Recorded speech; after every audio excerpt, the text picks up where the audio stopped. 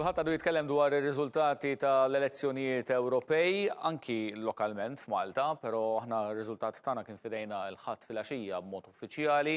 ċertu pajjiżi għadhom qegħdin jistennew li joħorġu r-riżultati b'mod uffiċjali jkunu jafu eżattament liema membri parlamentari Ewropej telgħu. Aħna ħankunu qed niddiskutu propju dan ir-riżultat ta' kif mhux lokali, ma b'mod ġenerali fl-Istati membri tal-Unjoni Ewropea. U rasim illum ma' Dr. Jean-Claude Kakija mill-Istitut tal-Istudji Ewropej. Grazzi tal ġejt għal-programm. Xtaqt li nibdew billi nurik daw il-projezzjonijiet li qegħdin isiru jew li kienu qegħdin isiru fis-sigħat li għaddew ta' kif se jkun kompost il-Parlament Ewropew.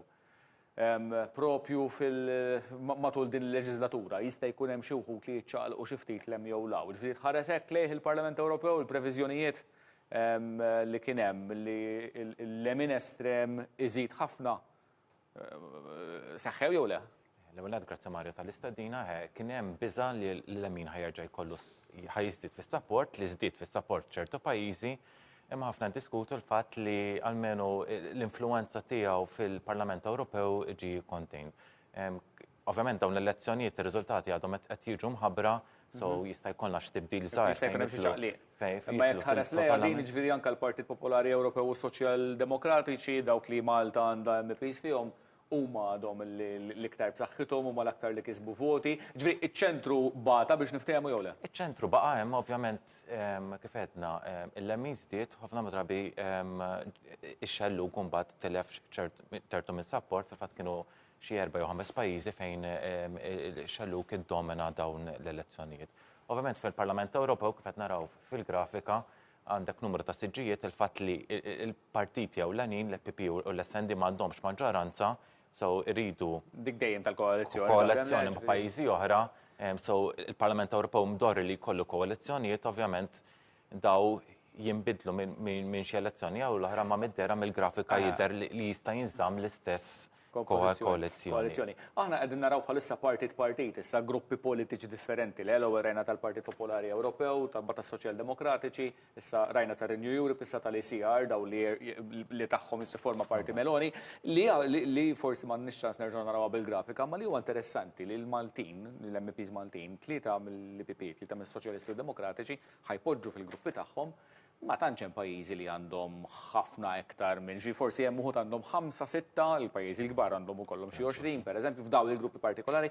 Ġifieri bħala rappreżentanza f'dawn il-gruppi politiċi tagħhom mod speċifiku l-IPP u l-SND, il-Maltin jirrenkjaw fin-nofs bħala ammont, ġifieri saħħa għandhom iktar milli naħsbu. Ija, u l-fatt ovvjament li għandek ċert pajjiżi oħra li jkun hemm iktar partiti, so iktar gruppi. So ma jfessirx li jekk il-Ġermanja jkollha 50 siġġu da ħajmorru kollha il-partiti ewlenin da ħajnqasmu mbagħad f'partiti oħra. So ikollhom influwenza bħal kif kollhom pajjiżi oħra. Nibdew daqsxejn pajjiż hekk l-Italja pereżempju, Meloni kważi kif mistenni anke ilha li xi kontestat fuq waħda mill-listi, fuq il-lista tal-partit tagħha. Marret kważi l-uniku Prim Ministru li marret tajjeb. Apparti minn hekk ovvjament Meloni milux kellna l-elezzjoni, so il-kampanja kienet inbniet wara il-figura tagħha, wara l-policies tagħha, mbagħad ovvjament għandna li xhus fejn jitlu l-elezzjonijiet tal-Parlament Ewropew fejn hemmhekk jitlu iktar issues nazzjonali milli issues Ewropej. Dik kienet karatteristika tal-Istati Membri kollha kważi. Karatteristika tal-Istati Membri kollha għandek issue bħal l-immigrazzjoni fejn taffettwa kważi l-pajjiżi kollha, imma bagħad hemmhekk trid tara kif jiffrejmjawha so jekk dawn x'qed jagħtu responsabilità l-Unjoni Ewropea jew qed jgħidu rridu iktar regoli fil-pajjiż, ovvjament għandek Meloni li kellha support bbażat il-kampanja tagħha fuq il-leġislatura li kienet qed tibni u hemmhekk trionfat waħda mill-partiti fil-gvern fejn verament support tagħha baqa' l-istess. Però apparti li l-partit tagħha kien qed jikkontesta dawn l-elezzjonijiet u marret tajjeb, hi kienet fuq il-lista, ġifieri hi ħarġet tal-MP. Ovvjament issa r-regolamenti jgħidu li tittażel jew tkun Prim Ministru u MP, ovvjament ħatażel tibqa' Prim Ministru. Imma dik naħseb kienet mossa strateġika biex in-nies li jħarsu dejja jivvutaw lilha u s-saħħa tal-partit ma tiddajjifx. U hemmhekk jista' jkollok il-fatt li ovvjament għandek persuna li hija aktar popolari mill-actual partit. So hemmhekk ħad toħroġ persuna li tista' tiġbed il-voti mhux ġasta tiġbed il-voti lejha imma tiġbed il-voti fuq il-partit innifsu. Kollha tieħu deċiżjoni, ovvjament nifhem li ħatażel ħatibqa' fil-Parlament Taljan bħala Prim Ministru, imma hemmhekk almenu l-voti tkun ġabritom. Franza, Macron sejjaħ elezzjoni bikrija dan. Franza ovvjament kellek rġajna il-partita Le Pen jiżdied fil-voti, għandek kandidat figura ġdida ta' Bardella fejn dan ġibet numru ta' support. Ġibet il-fatt li anke l-elezzjoni li saret is-support kien naqas għal Macron, imma partijek issa jagħmel elezzjoni. Meta naraw l-elezzjoni tridu nkun naraw is-sistemi elettorali. X'inhu l-ħsieb tiegħu li qabatu sejjaħ elezzjoni hekk ftit sigħat wara li ħareġ ir-riżultat? Naħseb il-gamble li jkun hemm koalizzjoni ta' partit ta' ċentru li ma jridux li Le Pen u l-partit tagħha jirbaħ, allura dawn peress li Franza fejn idħol l-elezzjoni ġenerali kollok il-sistema fejn iridu jivvotaw darbtejn jekk ma ġibx il-50% tal-voti l-iktar żewġ kandidati li ġew votati imorru għat-tieni round u hemmhekk kollok koalizzjoni ta' kandidat fiċ-ċentru biex kunu jistgħu jirbħu kontra Le Pen u l-partit tagħha. Biex Macron ikun jista' jkompli jgħaddi l-liġijiet għax taħar irridu niftakru daw elezzjonijiet parlamentari li sejħu mhux elezzjonijiet biex jinbidel il-President. Ekku, l-aħħar u b'saħħtu l-President daqskemm għandu nies jappoġġawh fil-Parlament biex ikun jista' jgħaddi l-liġijiet. Isu l-Amerika. Ekku, imma waħda mill-poteri li għandu ovvjament Macron u li jinnomina l-Prim Ministru. So hemmhekk jista' jkun kif qed naraw f'dan l-aħħar fejn il-koalizzjoni ta' jinbidlu, so għandek il-xalluk qed jipprova jagħmel koalizzjoni bejn innifsu, so mhux ġast Le Pen imma partiti oħra, irridu naraw issa jekk il-partiti li qegħdin fuq il-lemin jagħmlux l-istess ħaġa. Il-Ġermanja min-naħa l-oħra Scholz għala daqqa, il-koalizzjoni tiegħu mod ġenerali għala daqqa, però da ma marx għall-elezzjoni bikrija. Ekku, ovvjament Scholz qiegħed koalizzjoni anke mal-ċertu partit inkluż il-ħodor fejn naqsu is-support ħafna mid-drabi dejjem insemmu daw l-European elections bħala jgħidulhom mid-term elections ċertu pajjiżi, però għandu l-programm u mal-ewwel qal li jisma' differenza bejnu u bejn Macron ovvjament huwa Prim Ministru. So għalli huwa ġana ta' support meta kien hemm l-elezzjoni ġenerali u ħajkompli jimixi fuq il-programm tiegħu. Ieħor li riżenja, il-Belġju, aħna f'Malta kellna l-elezzjonijiet lokali u kellna l-elezzjonijiet tal-Parlament Ewropew. Il-Belġju kellhom tlieta, kellhom l-elezzjonijiet tal-Parlament Ewropew, il-federali u r-reġjonali. U hawnhekk Alexander De Croo għala daqqa kbira u speċjali riżenja. Ekku, il-Belġju hija sistema komplikatissima fejn hija sistema federali fejn għandek żewġ reġjuni, l-Wallonja u l-Flanders, fejn dawn ovvjament qed jikkompetu kontra xulxin, waħda French speaking, l-oħra jitkellmu bl-Olandiż.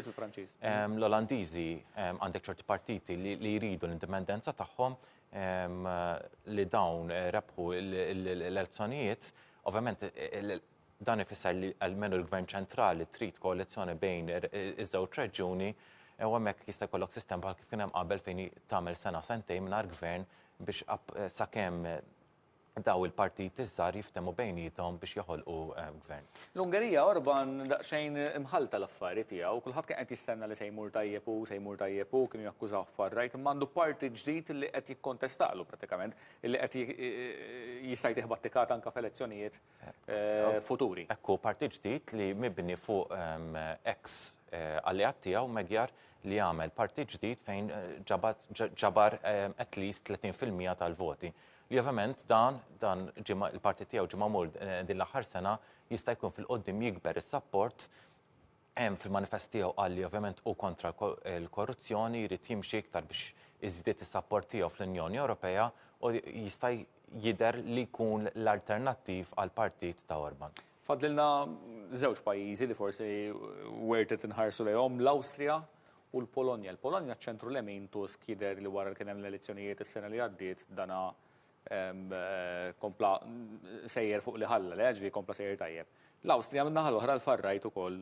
L-Awstrija l-Farrajt reġgħet kisbet is-support Milux, ovvjament il-farrajt dejjem kien hemmhekk fejn jidħol is-support id-darba irnexxielu jiġi l-ewwel partit il-Prim Ministru palissa tal-Conservative People's Party, il-partit ġie fit-tieni post, il-Polonja il-koalizzjoni ċivika tal-Prim Ministru Tusk irnexxielu jikber is-support, u mbagħad kellek pajjiż ieħor bħal Slovenja fejn kellek l-attak fuq il-Prim Ministru fejn smer Slovakkja, skużani, ma rebaħx l-elezzjoni Ewropew ġie fit-tieni post kellek il-progressivi li rnexxielhom jirbħu din l-elezzjoni. Din l-istampa li tajtna f'pajjiżi differenti, rajna l-farrajt fil-lemin estrem fejn mar tajjeb u fejn ma marx, fejn ċertu pajjiżi li ċentru verament irnexxielu iżomm, da kollu kif se jaffettwa l-aġenda tal-Parlament il-ġdid?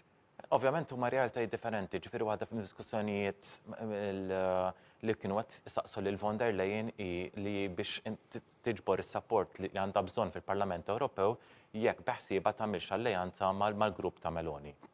L-ICR, l-Konservativi u Riformisti, u ma iktar lejn il-lemin mill-Partit Popolari Ewropew. Lejn il-lemin u ħafna drabi ma jemnu, kemm jemnu l-EPP fejn idħol l-Ewropa u dejjem provat taħrab minna li ovvjament għandek realtajiet differenti li urridu naraw dawn l-realtajiet. Speċjalment issa fejn ħafna issa qed naraw fejn nidħol l-elezzjonijiet, fejn nidħol jekk min ħajjuhu il-siġijiet bħala President tal-Kunsill, President tal-Kommissjoni, President tal-Parlament Ewropew, jista' jkun li von der Leyen bil-mħabba li trid tiġi votata mill-Parlament ikollha bżonn maġġoranza ikbar. Laqas hija garantita din ta' von der Leyen minkejja li kienet il-kandidat tal-IPP, il-Partit Popolari Ewropew, minkejja li il-Partit Popolari Ewropew ġab l-aktar numru ta' voti u l-aktar numru ta' siġġijiet fil-Parlament Ewropew. Laqas hija garantita li tkun kif l-aħħar mill-aħħar ġara Weber.